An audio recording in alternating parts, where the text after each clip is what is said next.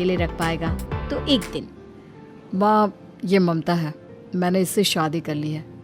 तुम्हारी तबीयत भी ठीक नहीं रहती तो मैंने सोचा शादी कर लेता हूँ। घर संभालने वाली और तुम्हें संभालने वाली कोई आ जाएगी तो अच्छा रहेगा। माँ अचानक से सामने बहू देखकर हैरान रह जाती है। बेटा, ये क्या बात होती है? न बैंड, न बाजा, न दहेज, न शगुन, ऐसे कैसे बहू आ गई? माँ, तू तो जानती है मैं नौकरी के साथ पढ़ाई कर रहा हूँ, तो कहाँ से इतना पैसा बचा पाता कि धूमधाम से शादी करता। वैसे भी माँ, लोग तो आकर खाकर निकल जाएंगे, इसलिए बस वैसे ही। माँ जी, मैं आपका ख्याल रखूंगी। वैसे भी ये आगे की पढ़ाई कर रहे हैं, अच्छा कुछ कर गए तो सबके दिन फिर से अच्छे आ जाएंगे। सास को ममता की बात ठीक तो लगती है, लेकिन मन में कहीं ना कहीं लगता है कि कहीं बहू बेटे को लेकर फुर्र ना हो जाए और फिर तो वो रह जाएगी अकेली। बेटा देख, मेरा जो कुछ भी है वो सुनील ही है, और सुनील का भी अब इस दुनिया में मैं ही हूँ और कोई नहीं। क्या सुनील? बिल्कुल माँ, लेकिन आज से ममता भी मेरे जीवन का अहम हिस्सा है, जैसे तू है। सास को बड़ा बुरा लगता है कि उसकी सल्तनत में कोई और हिस्सेदार कैसे हो सकता है। कैसे कोई और उसके 30 साल के बेटे की जिंदगी में अचानक से आकर बराबर का हिस्सेदार बन सकता है।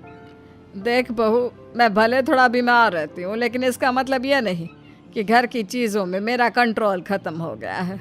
मैं आज भी इस घर की रानी हूँ, समझी? बेटा सोचता है कि ये माँ को अचानक से क्या हो गया।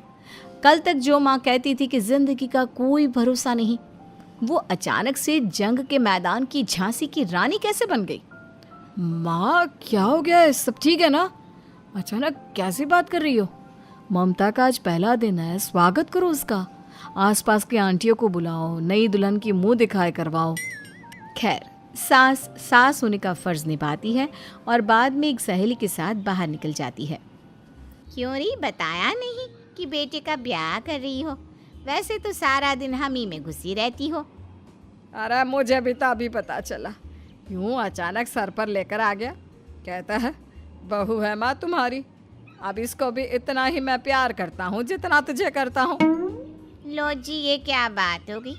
क्यों इतना प्यार करता है? अरे माँ का प्यार तो ज़्यादा होता है। अब उसको तो कोई दूसरा पति मिल सकता है, लेकिन तुम ही बताओ, क्या माँ की ममता किसी और की हो सकती है? ना जी ना, बेटे को समझाओ ये बात। अरे क्या समझाऊं, मुझे तो खुद ही समझ में नहीं आ रहा कि क्या हो रहा है। जो बेटा कल तक माँ माँ करता था, अचानक से बीवी बीवी का राग आलाप रहा है।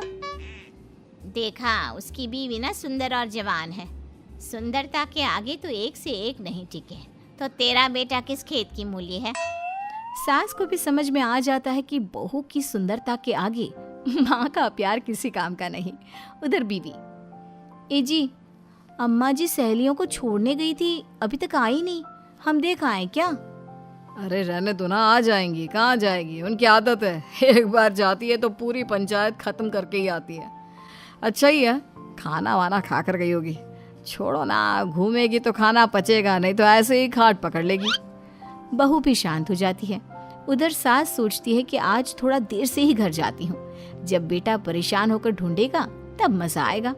बीवी को खुद ही पता चल जाएगा कि माँ के आगे उसकी दाल नहीं गलेगी। लेकिन वहीं दूसरी ओर घर पर, ए जी, माँ जी अभी भी नहीं आई, हमको तो घबराहट हो रही है कि क्या करें, जाकर पता करें किसी के घर। अच्छा, कहाँ जाओगी ये भी बता दो। पहला दिन है तुम्हारा इस घर में और एक ही दिन में मोहल्ला छानोगी क्या? हाँ, तो आप भी तो नहीं जा रहे हैं ना, हमको फिक्र हो रही है।